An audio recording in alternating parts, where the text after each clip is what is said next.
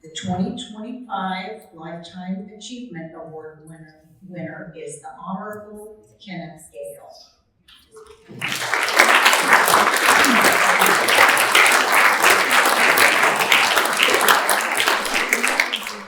Judge Gale was a magistrate judge for the United States District Court for the District of Kansas from 2010 until his retirement in 2023. After his graduation from Washburn, he served 4 years with the United States Army, followed by private practice for 26 years, including as a shareholder at the Adams Jones law firm in Wichita, Kansas. Gale served in reserve components of the Army, and in 2009 was appointed Judge Advocate General of the Kansas National Guard, where he served until his military retirement in 2008 as a colonel. Gale deployed to Afghanistan in 2005 and was the U.S. military representative to the Afghan Supreme Court and the Afghan Ministry of Justice on rule of law, judicial reform, and civil rights, a mission which regretfully remains incomplete. His military awards include the Bronze Star, the Legion of Merit. Gale is past president of the Wesley E. and a court. He helmed the Wichita Bar Association's Wichita Bar Show as music director and later as executive producer for 20 years. He received the WBA's Howard C. Kline Award in 2022. Gale has written or co-written 5 books for musical theater which performed in the Wichita area. He performs in a duo with his daughter Sarah, an Irish band, and a Dixieland band. Gale has music directed several shows and earlier this year helmed a professional show. He serves on the Music Theater of Wichita Board of Directors.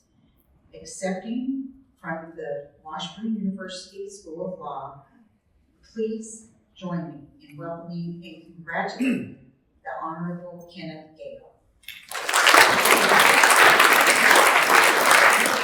President Magistrate, Jack Jackson, colleagues, honored guests, friends, good evening.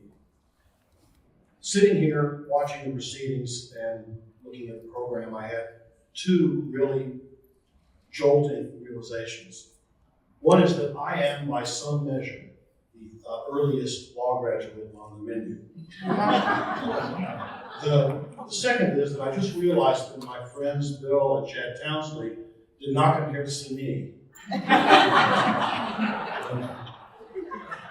I am so grateful to the association for this unexpected and possibly under-earned honor. Truly a full circle experience. It means so much to be recognized where it all started. And coming from my colleagues, this is most appreciated.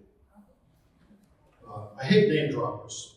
When Justice Lupert and I arrived at Washburn Law School in 1977 as apparently not the most highly credentialed class ever, I didn't understand how living and learning among that faculty and those students would change my life. But I doubt even Hogwarts graduates felt more enlightened, empowered, and emboldened than we. And throughout my career, this school and its alumni have continued to support and educate me. I have magical and mystical mysteries of my law school days. I've heard, though, that birthing mothers tend to forget the pain over time, and perhaps it is partly that. But when Dean Spring addressed the new freshman class, they didn't call us 1Ls back then, he welcomed us to the profession of law, not just to the school. And we became young professionals because that is how the faculty treated us. And truly, we quickly became new people as we learned to think like lawyers. I had the wonderful fortune to learn from legendary professors like Spring, Howe, and Bartlett, as well as from this energetic and brilliant new young guns like Elrod, Duncan, Rich, Razor Keither, and of course, the legendary Jim Buchanan. You know, I ruled on a pile of civil procedure issues during my time as a U.S. magistrate judge, and I can't tell you how many times I resisted the urge to call Buchanan for a consult. And a couple of times I probably should have. Many of my early mentors were Ichabod's. Dick Foote and Don Matlack gave me my first job, which allowed me to not spend a career in the Army in Wichita with their firm at Matlack and Foote. Jack Foch, who I still meet with fairly regularly in Wichita, led my second law firm. True, I had mentors with other pedigrees, but I generally took their advice with a grain of salt.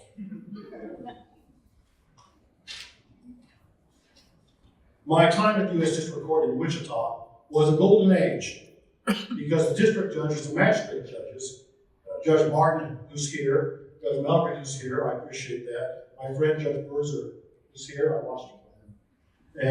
And Judge Brooms and my successor, Judge Severson, are all Washburn grads. In fact, it's the only federal courthouse where that's true. In fact, it's the only federal courthouse with any Washburn grads in the district court. But it did make a really wonderful group. So, speaking of the courts, I am proud of the nation's federal courts at this moment in history. They are inundated with important, novel, and perplexing issues which are central to how our republic works. And I may not agree with all those rulings, but those courts are open for business. And they're stepping up and facing those challenges and deciding those issues with, I believe, as much integrity, courage, and thoughtfulness as might be expected from a human being in the current environment. They are rewriting the textbooks on constitutional law.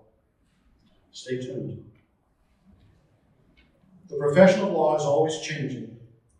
The challenges today's new lawyers face are different than ours. We need to help them meet these. I urge new lawyers to consider positions which guard our Constitution that we have all sworn to protect and defend. This includes positions in public interest law, legal aid, criminal defense and prosecution, and civic education, and others. And I urge new lawyers to consider practicing in rural Kansas, where there is a real shortage of lawyers to handle the most basic needs of Kansans. But our state and our bar need to find a way to support these choices in face of the substantial loan debt carried by new law graduates. I know there are some programs, but more are needed. A new attorney should not be forced to choose a job to just pay off their loans.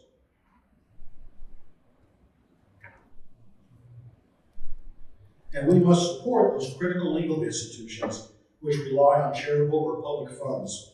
We need to support better civic education of our youth by being available for speaking and mentoring, but also by engaging those in charge of education to ensure that young people leaving high school have a clear understanding of our legal system and an accurate view of our nation's history.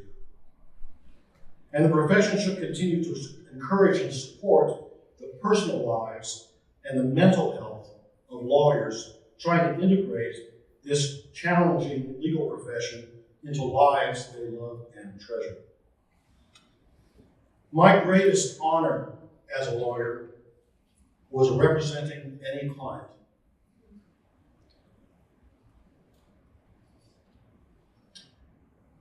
I always felt the trust of a client was the most profound honor, whether I was billing at my highest rate, appointed by the court, or working pro bono. I had the constant support of a great family on my journey. Karen and I met across the river doing a show at the Peak Civic Theater during my second year of law school. Not, by the way, a recommended thing to do during your second year of law school.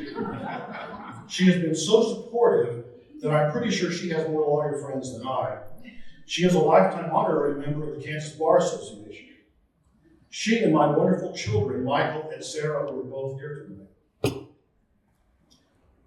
supported the odd and sometimes chaotic life of a small firm litigator and a career reserve component soldier. My grandson Calvin is here tonight, representing that generation, and I really appreciate their support as always. Providence has been kind. Hard work, dedication, and integrity are important, but I never discount the contribution of dumb luck to my career and my life these last 45 years and before. I've had a lot of good fortune, personally and professionally, more than I could ever earn. Receiving the Lifetime Achievement Award is a great relief. It means that apparently nothing more is expected of me.